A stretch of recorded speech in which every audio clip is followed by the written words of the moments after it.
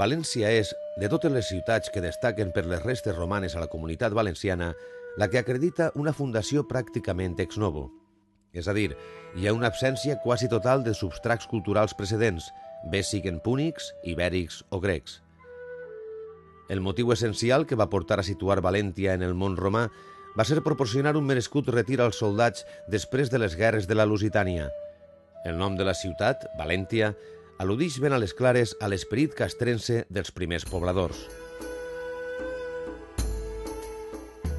Emplaçada en la que llavors era una antiga illa fluvial enmig del curs baix del Túria, arribà a sustentar el model urbà pel qual es controlaven els nuclis estratègics del territori ocupat i contribuïa a expandir la civilització romana.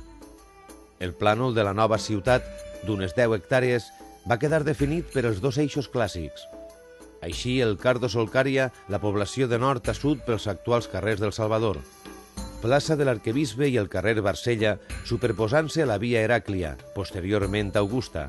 Per la seva banda, el Decumanus correria pel que avui és el carrer de l'Almodí i es dirigia per Cavallers seguint el sol cap a l'oest.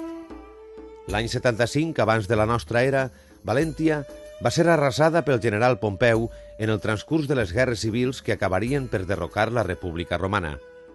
En època de l'Alt Imperi, en el segle III, València va continuar creixent en població i en extensió pel perímetre de l'antiga illa.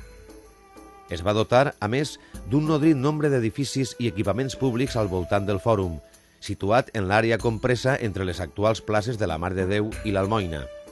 El perímetre de València com a ciutat romana està comprès entre els actuals carrers de Serrans, Juristes, Corretgeria, plaça de la Reina, Cavillers, Avellanes, Venerables i plaça de Sant Lluís Beltran i des d'ací per Comte d'Olocau fins al riu.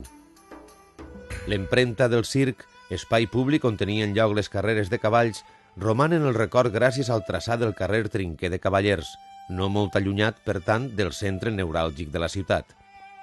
A partir del segle III, la ciutat va començar un llarg període de declivi.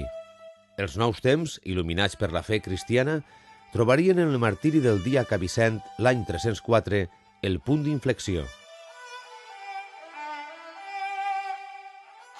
Gràcies al modern i versàtil complex arqueològic de l'Almoina, podem conèixer avui en dia les abundants restes de la València romana.